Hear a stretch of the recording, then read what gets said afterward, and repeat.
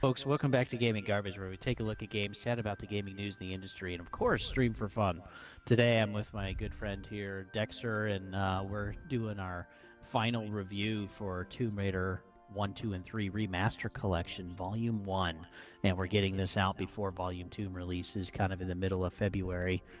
And yeah, we're honestly really excited about this. It's been a fun series to do. It's been a fun time, honestly, and yeah, we just wanted to do our review. So we'll kind of talk about each game a little bit because it's something for both of us. It's been a long time since we've actually played. Um, and then yeah, we'll just talk about the actual remaster itself. So yeah, Tomb Raider. Oh yeah, full disclosure as well. Um, uh, Dexter hasn't quite completed the entire collection yet, and I'm still going through the DLC. So. However, my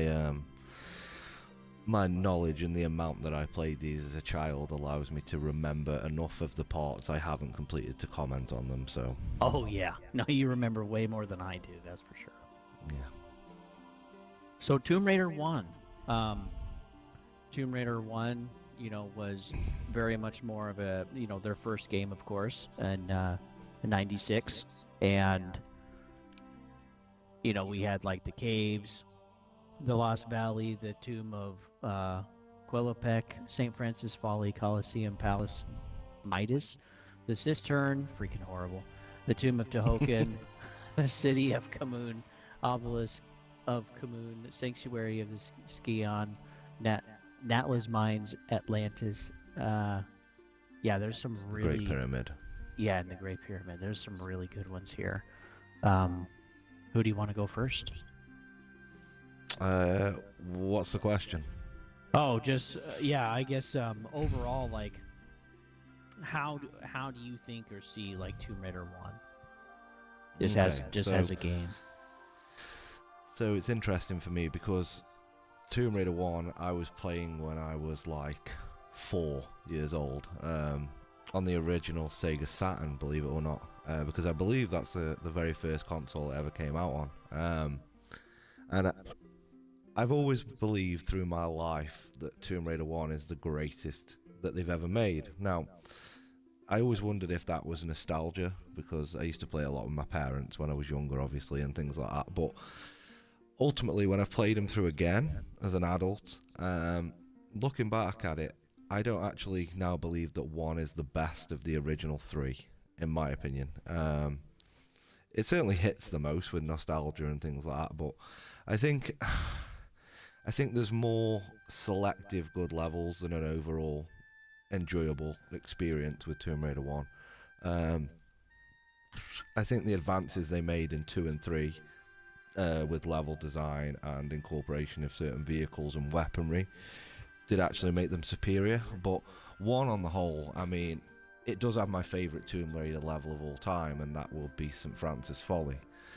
I think it's the perfect design of a Tomb Raider level, so it's set in like Greek and ancient history and things like that. And what I love about it is when you hit the room where you stood at the top and you've got the 4 keys that you need to collect for, I think it's Poseidon and Thor and things like that. And just something about that level that I could play 100 times a day and I'd never get bored of it. But I think 1 is... Well, they've made it much easier in these remasters because you can save wherever you want. For those of you who have never played the originals, saving with crystals in set locations makes it a million times harder. But yeah, I think 1 is easier than the other 2. I think the level designs overall are not as good. But from a nostalgia point of view, no Tomb Raider will ever beat it. Yeah, for myself personally, Tomb Raider 1, it's just a really great start to the franchise. I mean, they provided, it was one of the first 3D games we'd actually seen in the gaming industry. It was also really big. It had, you could like climb and you could jump and stuff, and you could do like a backflip, and like they added some little teeny things into the game that were kind of fun that made it seem a little bit more open for gameplay. which was fun. And then too, some of the cinematic moments like the Lost Valley where that freaking T-Rex is coming down the freaking ravine, baby, and it's like, oh my gosh, how was that even possible? How did the game not freeze and break with with that massive thing moving through the space? And so yeah, how they were like able to design some of these levels. Same too with like the Colosseum, just the sheer scale of that, and like having to use um like shadowing to block out as far as they could render. And like, and we got to see that in some of the playthrough because they allow you in the remaster to flip back and forth between remastered versus original, which is really cool. Yeah, that was a great feature. And then too, yeah, the different types of weapons, and like each weapon sounded different and stuff. And my favorite is still the Uzi, of course. And just the sheer sound of just mowing down everything is just so fun. And I think too, the Uzis you couldn't figure out how to get on Sanctuary of the Scion. Are those the ones we're talking about? Yeah, that on the one. floating platform. Those ones I left on the table. Yeah, because it's like I can't see anything. But yeah, I got them later when I killed the skateboarder boy. And so you get them then. But and do just the story of like you're a character, like and you're getting to know the character and develop with the character while you're playing through the story, and it's really cool. And like they set that up, I feel like really well. And a lot of games today are like, oh, you're the character, and so it kind of gets boring, or there's not really like big massive moments as much because a lot of the games today are just kind of grindy. But like this, as a good story game, I think just developed, Lara Croft, and it's like everybody knows who that is. That's Yes, basically played video games. So, and they continue to make games off of her. Apparently, we have another one in the works right now. I hope that's true. Yeah, that I don't know exactly who's working on it. I know there's some publishing rights through Crystal Dynamics and Embracer Group, and then yeah, I don't know who's actually making it. But yeah, it's really cool, and too, some of the level design too is like really challenging, like the cistern, and also like Natla's mines, just trying to figure out where to go. And like, something I was thinking about is like the level of challenge and exploration and wonder that they were all able to encapsulate into these Tomb Raider games. I think is really hard to replicate anywhere else. And Yes. and it's like there's a little bit of everything in there, and there's combat too, and there's figuring out the puzzles, and there's figuring out where to go, and there's the escaping the traps and the different types of enemies. Some are faster than you, some have more health than you, sometimes there's many of them, sometimes they also have pistols. And so like and then there's all of the area of effect, or like the natural type of environments, like falling on spikes, or a little lava ember taps your leg and there goes some of your health, and you're like, man, you piece of crap. And so or like the rolling boulders, the whole screen shakes and you're like, I can't see, and then you're just squished to death. And like they've really designed and developed a lot of this type of stuff and incorporated it all into a game. And I really think even and then they expand on this in Tomb Raider 2 and 3, which we'll talk about in a little bit. But like they do a wonderful job of just incorporating all of these little things and creating that immersion for the player. And it's just so cool to play through again. And I think people underestimate that 1996 is nearly 30 years ago. Yeah. And I think that's quite scary, actually. But it's amazing.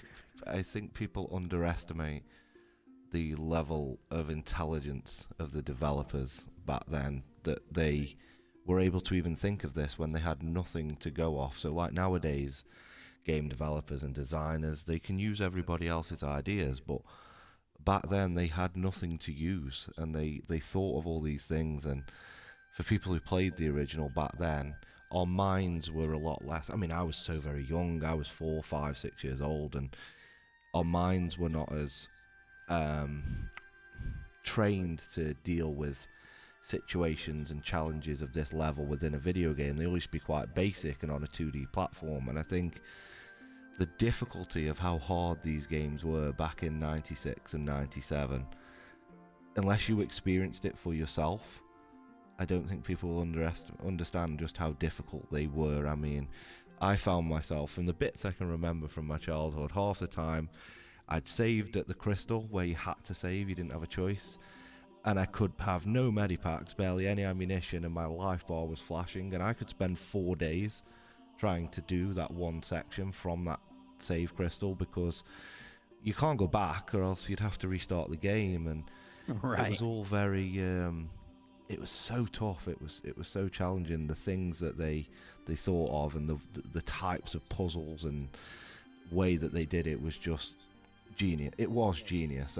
You know, it was, for the time and the era of video gaming, it was remarkable, actually. And that's the part for me that they'll never ever ever be able to do now, because simply speaking, people just don't have the patience for it now. You know, the games that people play now, it auto saves every 5 seconds if you die.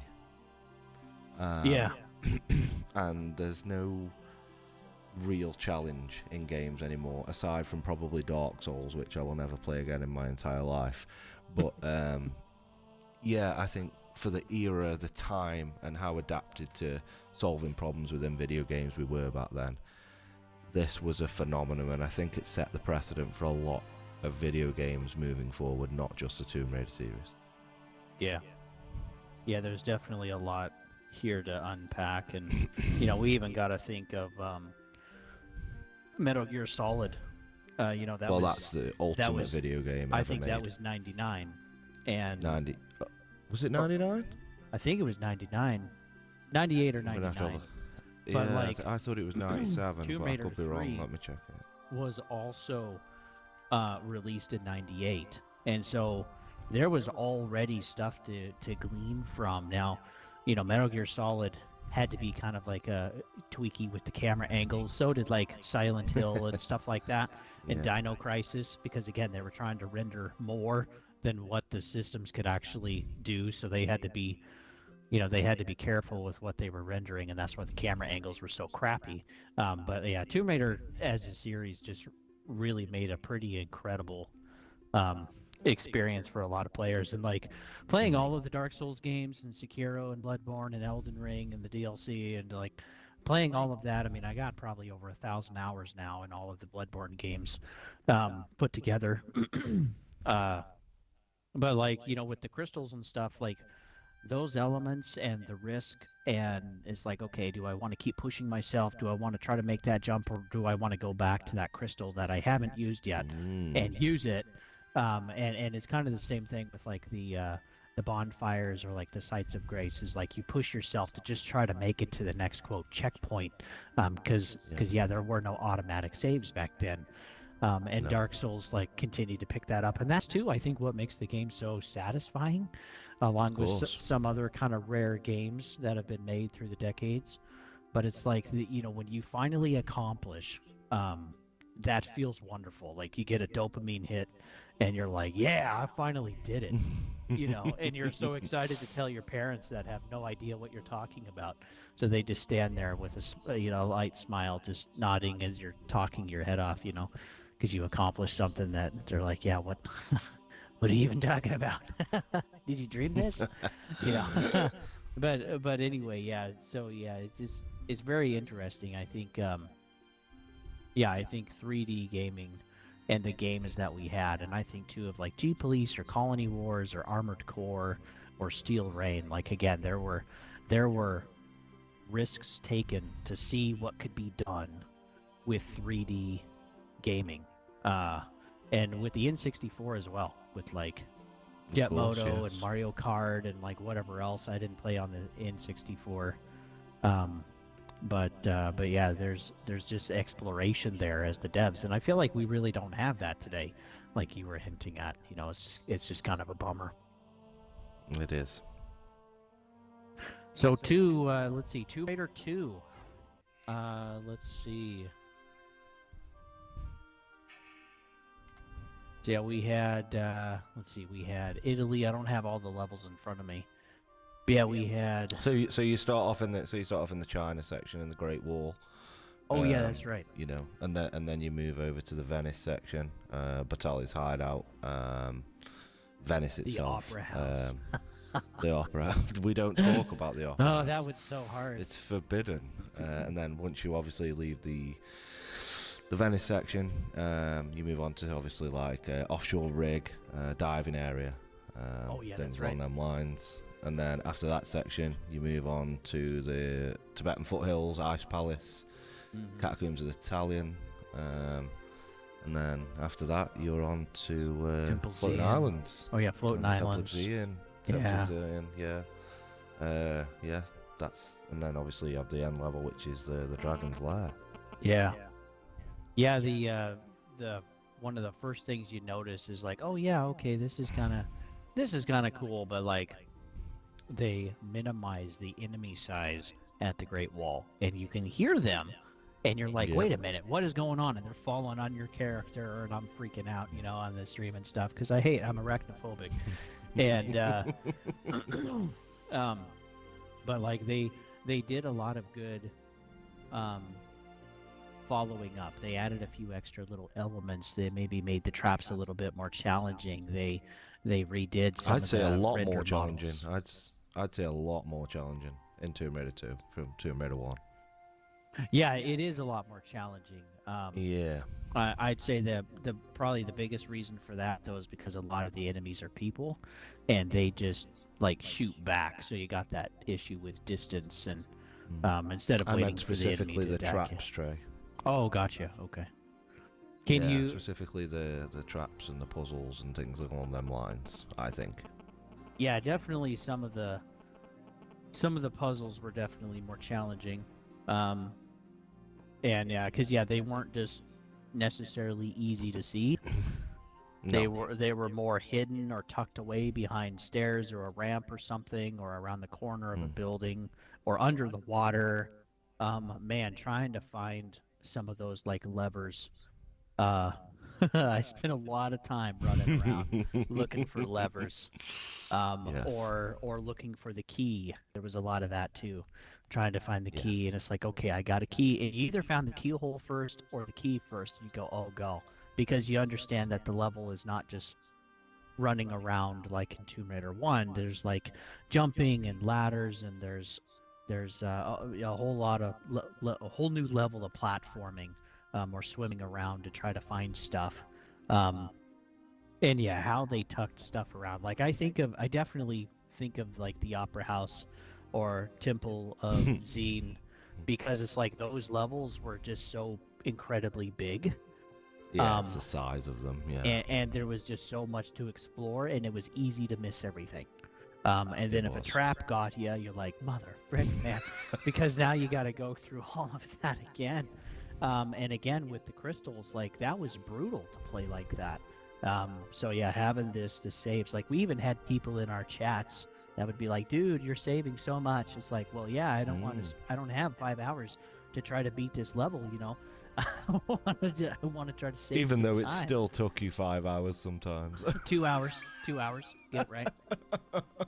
It still takes me a while to beat even some of the DLCs and stuff right now.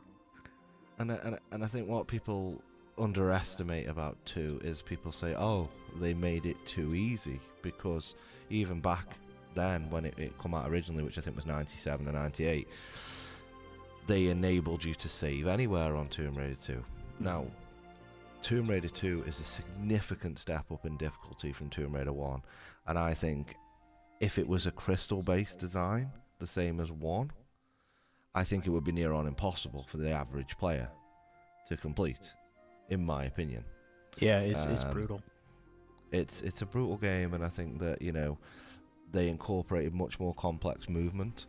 You could flip in the air and things along them lines. They made things a lot more complicated. And I personally, out of the 3, this is my favourite Tomb Raider game.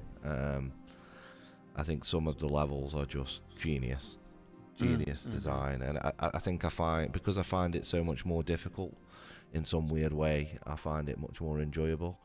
And I think it's interesting because I think what we should have done when we were discussing 1, but we can't really go back now, but we'll do it now. Okay. I think we should state which was our favourite level of Tomb Raider 2 and which was our least favourite. to give Oh people yeah. our perspectives, perhaps. I mean, I could still do that about one now if you really Sure. wanted Yeah. to. Why not? Mine's pretty simple. So for Tomb Raider 1, it's got to be St. Francis Folly for the best. No other level is even close, in my opinion. And then the worst, my goodness, it's probably the cistern. I would say it's the cistern. It's not difficult. It's more annoying than anything. You're constantly adjusting the water level in the room up and down, and half the time you don't know what you're even doing. To be perfectly honest, it's quite The a camera doesn't show you non-linear level. anything. It's all over the place, and it's just infuriating. But what would you say your favorite and least favorite was on Tomb Raider 1? Probably my favorite is. Let's see. Yeah, St. Francis Folly or Colosseum. I really enjoyed those. One of those two, yeah. Yeah, I really enjoyed the Colosseum. I want to visit it someday. In Rome. Yeah. Yeah. It was just cool for both of those levels, and the level designs too were really fun, and it had a good amount of exploration. I can't remember the guy's name, Pierre. I had to keep running into Pierre that would not die. I mean, after 2,000 bullets, he's still running around and shooting and stuff. And I even encountered a glitch in the game where he would not run away from me after his health bar disappeared in the Colosseum. So like I had to find a way to get out of that glitch. I actually had to run away from him. So I had to jump the entire way all the way around the Colosseum for him to actually disengage and run away so that he could disappear. Because he just mowed me down. Just right there. And I screwed myself on the save. So like, I had to figure out something. But yeah, those levels were really what about your least favorite level?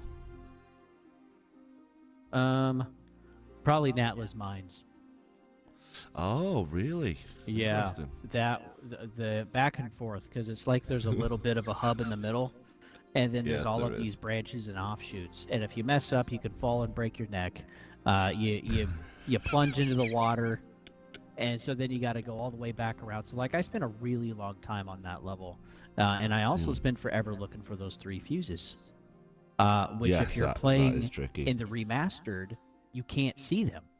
And so, that's true. And even some of the keys and stuff. So I would, if I was looking for something, I'd actually play in the classic graphics so I could see this big, massive block of a key, or whatever, or the fuse, so that I could actually find it. Because, they had one of the fuses, even though it was red and blue on one end. The red part was right on top of some lava texture on the rock. Yes. And so you're looking for this little teeny sliver of blue that's like 6 pixels on your screen, And I'm just constantly running over that Mother Hubbard every chance I get, and I can't see it until I finally switch to classic graphics and was like, oh my gosh, there it is. And I looked up a playthrough too because I couldn't find that last piece, that last fuse that I needed. So the remasters were nice, but in some cases, it definitely made the game more difficult. And so, moving back to 2, you were saying that Offshore Rig is probably your favorite level. Probably either. Some of the levels on the rig were actually quite fun for me. Oh, interesting. Okay. And like I enjoyed kind of figuring out some of the puzzles because the puzzles were more environmental. Like at the very beginning, when you get out of your prison, that they've locked you in, you have to run out and you find 2 people there that are trying to, take you down. And you have to have them shoot the glass behind you in order for you to get out onto a platform and move on without dying, of course. And no medvacs, whatever. And so like figuring out some of those are like, I even remember one level, it's like, ooh, what's down there? And I jump down and I just get sucked right into a fan and in the water. And so like it was very satisfying to actually finish. That level of satisfaction of finishing the levels and working through all of those was actually pretty fun for me. And then too, like the M16, which is not as fun to shoot, but just like it's an iconic weapon over here, and really enjoyed finding that. Yeah, the offshore rig was a pretty fun one. And yeah, I'm not quite exactly sure why, but it was just kind of the overall sense of the whole thing. You know, they've captured you, and you're trying to escape, and you're trying to find whatever you can. You're trying to get your weapons back, and whatever resources you can find on the ship to eventually get out of there. And then we all Yeah. get to the Saint Marie or whatever that ship is underwater, and that level was brutal for me. But yeah, the oil rig was a pretty fun one. The worst one, we all know what this one is. The Temple of Go on. Xian was the worst one because of those mammoth spiders, dude.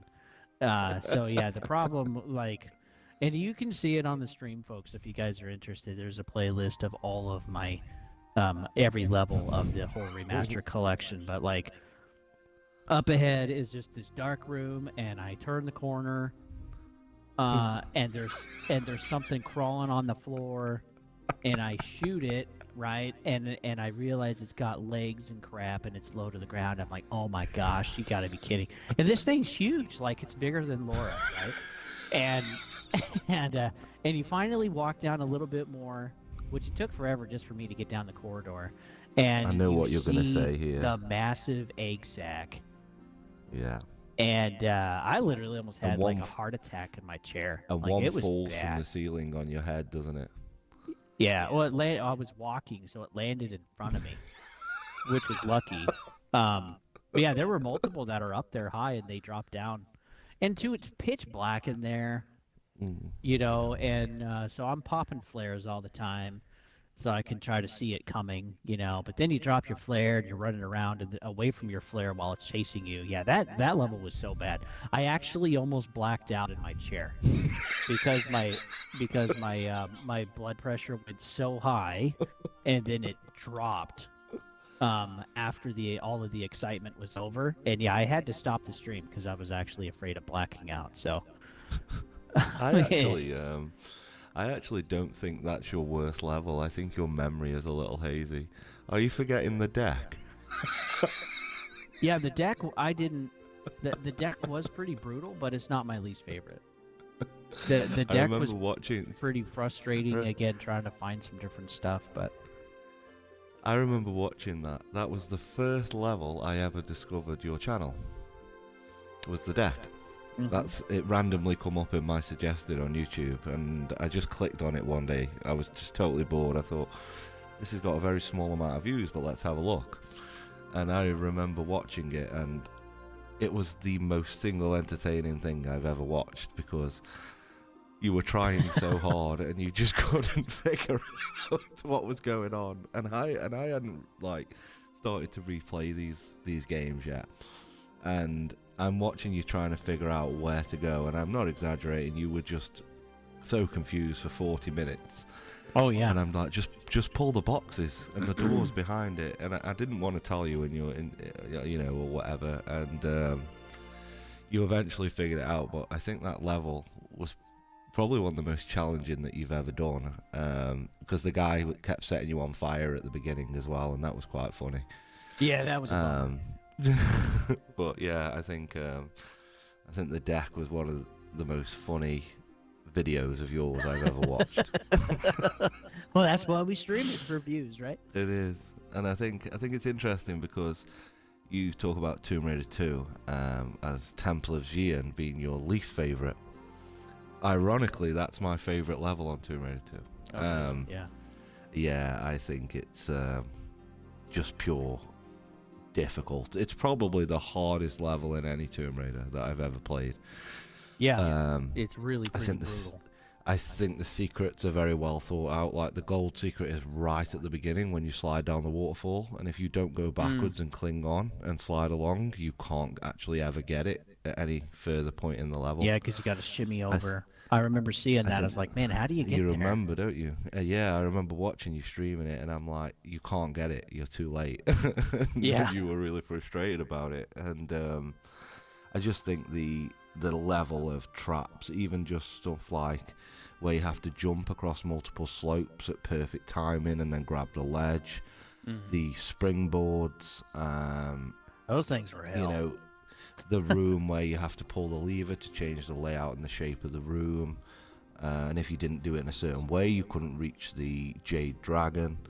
Yeah. I just think it was hell on earth from start to finish. And now some would say, well, why does that make it the best then? Well, the beauty of Tomb Raider is how challenging it is. And for that reason, it's my favourite. It's very closely followed, believe it or not. A lot of people would be surprised by this, by Floating Islands. I actually really like that level. Yeah, Floating It's Islands was a pretty fun one. It was it's the totally most something different. bizarre. It's the most bizarre thing in history. It's just ridiculous if you think about it. But Yeah. it's it's it's different and it's fun and it's just different, and that's what makes it all the more fun to play. Um, but the And it's way bigger worst than you level, think it is, too. it's huge, just man. keeps going. It's a really big level, and I think the worst level on Tomb Raider 2, I would probably say, believe it or not, is the Dragon's Lair. I thought it was pitifully easy for a final boss. Because in reality, you fire 5 grenade launchers at it, it falls on its side, and you pull the dagger out, and that's the end of it. Mm-hmm. And I mean, if for the first time playing it, you wouldn't know that. So you could be shooting this dragon for like an hour, and it just will not die. And if you don't notice that you've got to pull this dagger out of its stomach, you would just be in an endless cycle of it coming back to life, and you'll never ever beat it. So maybe it's because I knew what to do, but playing it for the first time, it may have seemed genius. But yeah, I think it was pretty pitiful for an end boss. It was a little bit too easy considering how challenging the rest of the game had been. And I think when I just have to go back to my favourite level, because I've got to throw in a little bit of an honourable mention for Tibetan Foothills. The very first level where you play on the snowmobile. Mm-hmm. And I don't know if it's the snowmobile, I don't know if it's the music when you're on the snowmobile, but there's just something about that level that's got a bit of a soft spot with me. But the majority of levels on Tomb Raider 2 are all incredible. All Yeah, of them. they're fun. And I think that's why it takes the edge over Tomb Raider 1 from a non-nostalgia point of view, from a game design, level design, enjoyability. For me, I think that's why 2 is superior to 1. I think so. Yeah, the level design is definitely more fun, and the puzzles too, and the bigger variety of weapons as well Yes, was also fun that. for me. So there's some tactics there. It's not just like what shoots faster, what hits harder. It's Well, like the M16 is useless. It's useless. It might as well not even be in the game. yeah, Worst it's gun like ever. the MP5 and number 3. Because yeah, as soon as you move, you have to reset your stance to shoot again, It's crazy. which man. which is frustrating. So yeah, the parts Yeah. that were easier, I used the M16, but like I saved my Uzis for those freaking spiders. Or toward the end of the game, whatever was coming. I think you should get a counsellor for your post-traumatic stress disorder over that event because you're still bringing it up now. Yeah, probably. Yeah, arachnophobia is a bummer. But yeah, Tomb Raider 2 did a good job. My brother was actually really stuck. It was my first experience was actually just watching him play when I was a lot younger, and he was in his he would have been almost 20 when he was playing. And he actually got stuck on Dragon's Lair because, yeah, he didn't realize that he needed to pull out the dagger. He never saw it when the dragon went down. And so, yeah, I remember, don't know exactly how long, but it was like a week, 2 weeks, where all 3 of us brothers were trying to figure out what we were missing. Because, again, we didn't have guides back then. We didn't have YouTube. We didn't have Reddit. I mean, there were no forums, no walkthroughs. No. The internet wasn't really around for your common person back then, and And it was so much better, may I add. yeah, and but yeah, we were thinking about it, and I remember, I forget who it was, but somebody was like, well, at the beginning of the movie, the guy pulls the dagger out. What if that's That's it? very true. And sure Very enough, true. my brother beat it that night, and so we were like, "Woohoo! Yay!" We were all three of us brothers were celebrating because he beat it, um, and then it was waiting for Tomb Raider 3 to come out. But yeah, just kind of the different areas, um, the more weapons that they added, some of the different puzzle mechanics that they put in. Um, it was all kind of believable, and again, it was a good amount of exploration, challenges, traps, puzzles. Enemies were shooting at you all the time, but like some other things they added too was like in the monastery, if you Oh, don't God, what a shoot level. them, right? If you don't shoot the monks, they actually help you the whole time. And You so didn't know that, did you? again, yeah, if you didn't know that, you're purposefully making it more challenging for yourself. But it's like it's some of those level design changes that they added from 1 to 2 that I think really helped make the game stand out, because they kind of wanted you to think about the game as if it was kind of more realistic, um, Exactly. instead of just a game. And so yeah, if you don't shoot somebody that's not actually attacking you, right? Then maybe they're not going to attack you back. And that was the case with the monastery. So little things like that were cool too. Really interesting. Yeah. Yeah. Let's see, Tomb Raider 3. Uh, so Oof, yeah, I different actually ball got game. This. yeah. Then we got the jungle, the River Ganges, Temple Run, Caves of Pelea, Nevada Desert, High Security Compound, Area 51, Thames Wharf, Aldwych, frick that level, Blood's Gate City, Coastal Village Crash Site, Malibu Gorge, Temple of Puma, Antarctica, RTX. Boy, there's a lot of these. RTX Mines, Lost City of Tinos, and Meteorite Cavern. It was 19. Interesting. Interesting. Okay, so I haven't actually beat this game in the remaster, purely due to time and other commitments, and I just haven't had a chance. But I got up to... I did Nevada, I did London, and I haven't played any further. So I haven't done Coastal Village, and I haven't done the Antarctica section. However, I do remember it in enough detail to comment. And I think Tomb Raider 3, I loved the incorporation of the ability to pick where you were going after the India section. So you could pick if you were going to, obviously, Nevada, London, or the South Pacific, and you could do it in whichever order you wanted to. Now, as a child, I remember adoring this game. I thought it was genius. I loved the Nevada section. However, playing it as an adult, I found Nevada rather irritating, and I don't know why. But I also found London very irritating, and I don't know why. Maybe it's the level of difficulty, and as I'm much older, I've got less patience. I'm not sure. But the positives about this game, the weapons, I think the weapons are very good.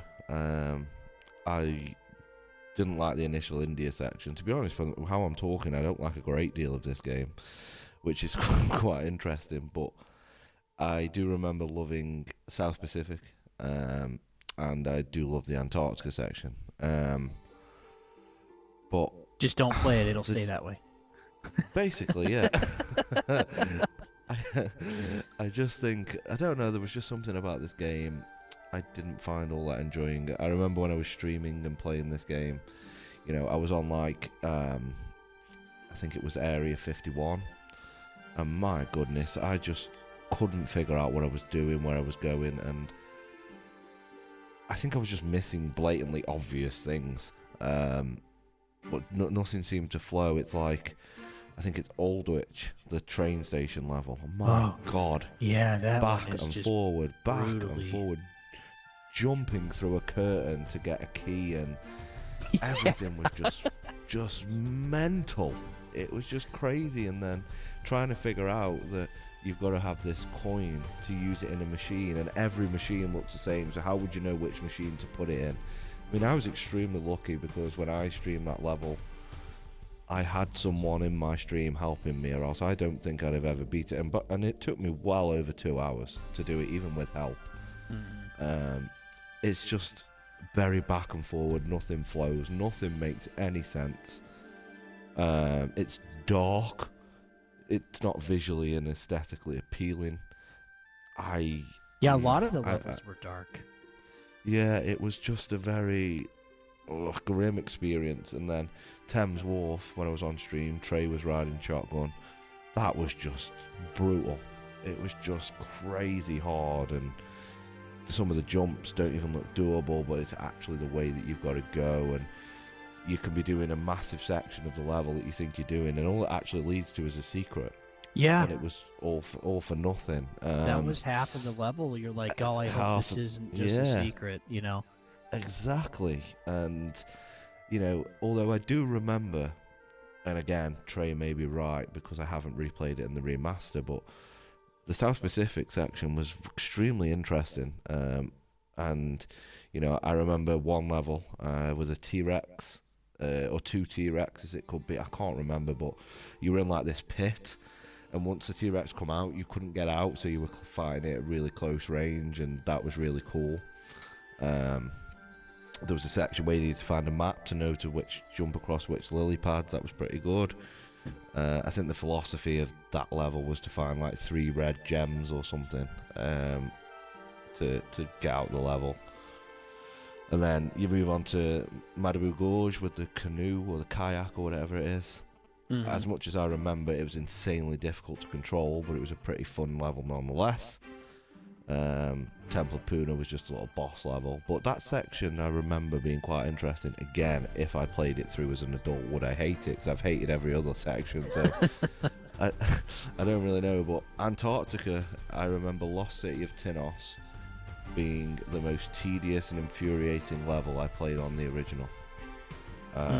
I don't remember enjoying that one very much, but I did enjoy Antarctica, the very first level where you've got the big ship and the freezing water and and the things different along them buildings lines. and stuff. Yeah, I think that was pretty cool. And the boss fight, he is insanely overpowered. It's unbelievable. And I think unless you're somebody who's got perfect timing and incredible reflexes, you would find that level near on impossible. Yeah, you did need perfect timing. I can attest to that. Yes. Yep. And you can comment better than me because you played it much more recently. Yeah, just like last week. So yeah, I'll get there. Favorite level, worst level? Oh, my favorite level. So my favorite level, I think I'm gonna give it to. I'll give it to Antarctica. And the worst level, this would have been different until I played the remasters, but my least favorite level is gonna be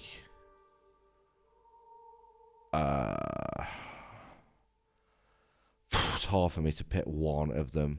The whole of the India section. Yeah, that will go the very first level of the game, then maybe jungle. Yeah. So yeah, whatever you think now. What's your take on this? So yeah, the favorite level was definitely Area 51. It was really challenging. It was pretty long. I mean, there's like lasers and stuff, and there's like there's all of this stuff. And the thing that was ultimately fun about it though was like this spaceship. You know, Yes. and eventually you have to unlock a door so that you have to jump into it. And then when you jump into that, it vastly expands, which is like, you're thinking impossible, right? Like, how can it be this big? It's this little teeny ship. So like some of the level design changes like that in Tomb Raider 3 were pretty fun. Or like, let's see, which one was it? It would have been Crash Site. Where you have that dinosaur in coming back to their nest, and you're in there, and all you're looking for is a key or something off of the captain from the plane, and you got to do that crazy fight, close quarters. Yeah, which was let's see, I think it was 9 rocket launcher shots and 11 grenade launcher shots, and it finally died. Like, that was incredibly challenging. Crash Site was really fun, again, with the gun emplacement and just all of the velociraptors, and they never actually stop coming. They're constantly, like, pushing on you. They're constantly coming, and, like, you have to figure out that you actually have to shoot out sections of the rock face across from you to actually progress toward the end of the level. Yes. So yeah, Crash Site was pretty fun too. But yeah, probably my favorite. Yeah, was definitely Area 51. The worst one was definitely Aldwych. Aldwych. And that was, I think that was almost 3 hours for me, and I had help partway through, which was nice. I think it was about an hour in. I got help from someone from a little bit, and then they left the stream, and then someone else came in, I think, and continued to help me with like the key behind the curtain and stuff, and like it was crazy. I mean, and even looking at some of the walkthrough for that was just utterly insane. But yeah, it's dark. You can't see. You can't get out of the way of trains. You can't really figure out where the door is that opened. Like all of these different things about the level. And then too, the level 2 it's incredibly big. Oh, it's yes, it's huge. And like some of the levels in Tomb Raider 3, you don't even care where the secrets are. Or you don't have time to look for them. Or even trying to pick up certain things because you're like, good grief, that's too far away. You know, like I'm already burning so much time. And that's one of the benefits of not being married, not having a full-time job, etc. Is like you do have more time to burn. But like some of these levels were getting pretty crazy and challenging. Because yeah, they just took so much time to figure out. Plus, too, you and I were trying to condense it into a stream that's exciting and entertaining to watch for people, and that was challenging too. But yeah, Aldwych for sure was my least favorite level by far. Oh boy, without a doubt, yeah. Yeah. Without a doubt. Yeah, the Antarctica section and RTX mines. The minecart was pretty interesting. One thing I guess too we can talk about is like each region had like its own formula. So we had a couple of levels to kind of start us out. We had one level that focused on a vehicle of some sort, whether it was an ATV, a minecart, or a canoe or something. Or that freaking in Lud's Gate, that freaking underwater propulsion thing. That thing was that was brutal. horrific. Yeah, that was such a bummer. But and then yeah, we had a boss fight at the end every time. And yeah, it basically was the same pattern, wasn't it? Yeah, and so the formulaic pattern was interesting. We hadn't really seen that as much in Tomb Raider 1 or Tomb Raider 2. And Tomb Raider 3, yeah, they were taking a more formulaic approach. I don't think it was necessarily worse or better. I just think it was different. But it was nice kind of getting to the boss fight at the end because it was generally a lot shorter. It was like kind of like a easier level in most cases, and it was kind of a break from some of the craziness of some of these other levels. And did you think 3 was the worst out of them, the series? Ooh.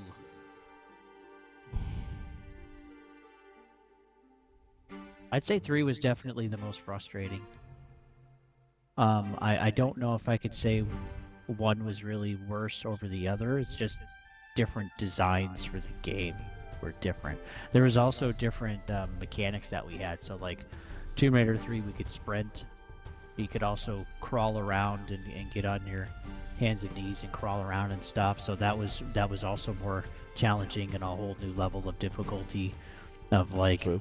maybe I'm looking for a vent, maybe I'm looking for a little hole in the wall, um, maybe I have to run faster, but I can't really turn, so I kind of have to try this. So yeah, there were some areas in Aldwych, in London especially, where it's like the doors only open for a certain period of time.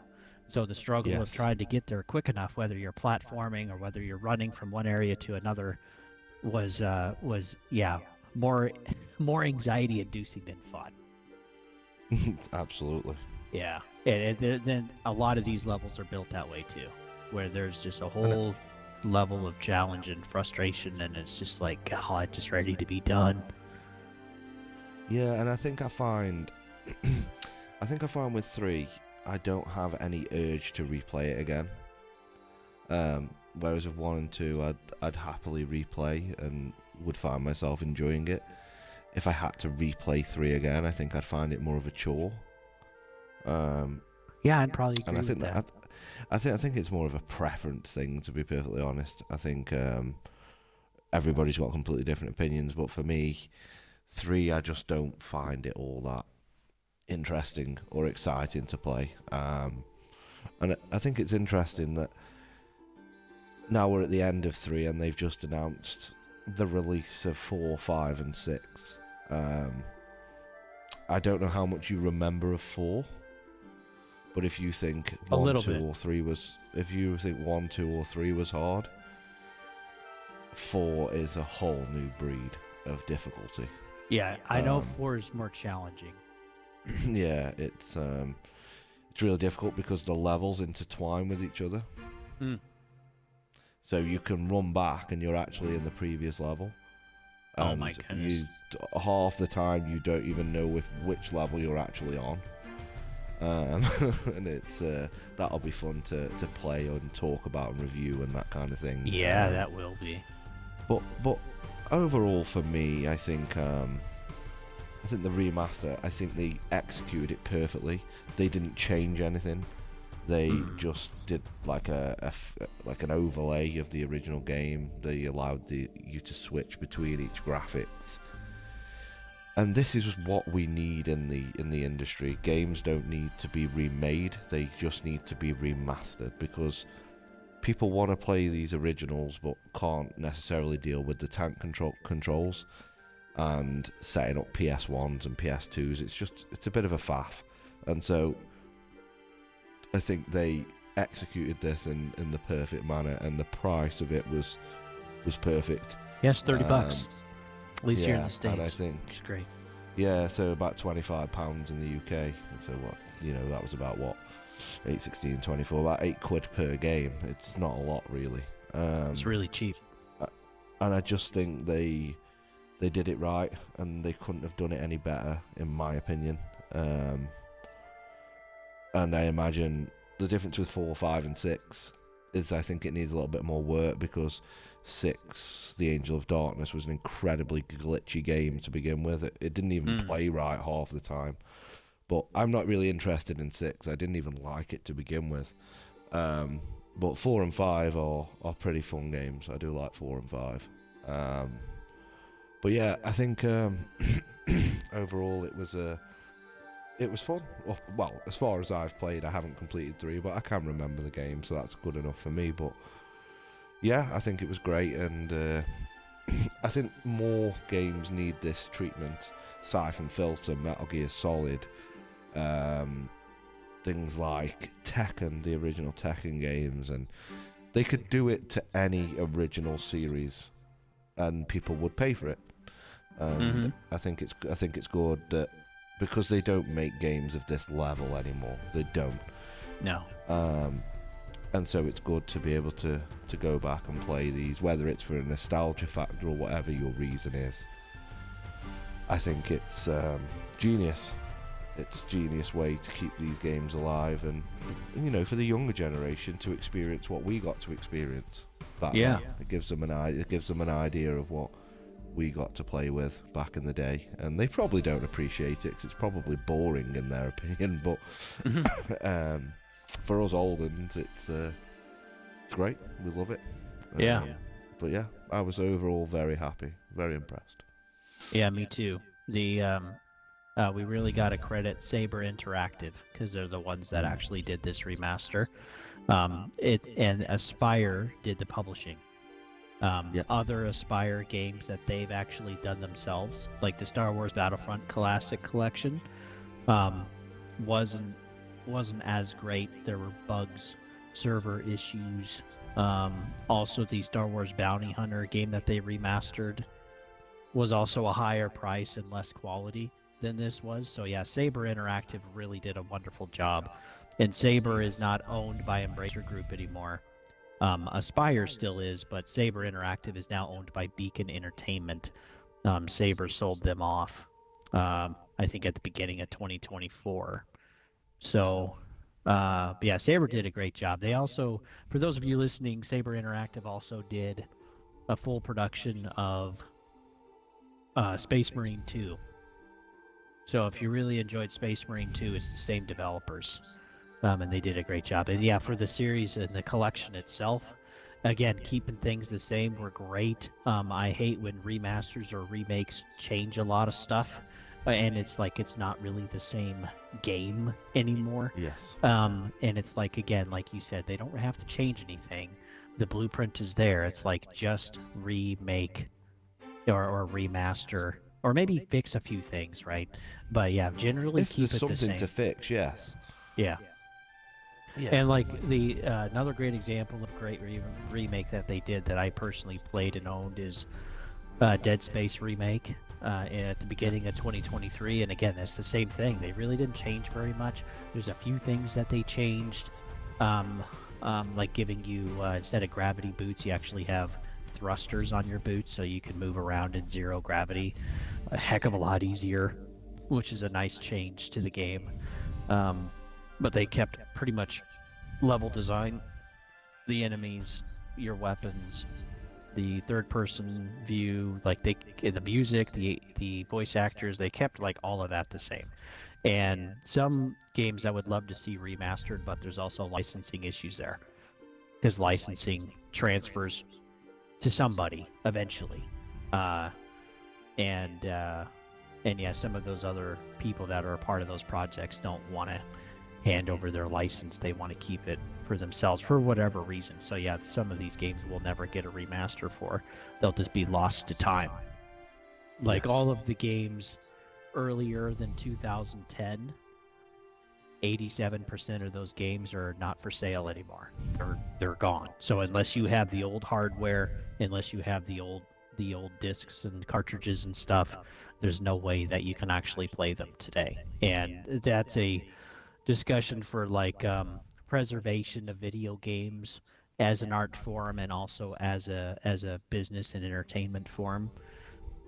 But like I'm so glad that we were able to get this. And while each game kind of has its own difference or whatever, or kind of its own different style in which it was built, they were able to keep all of that while they were remaking or remastering the thing.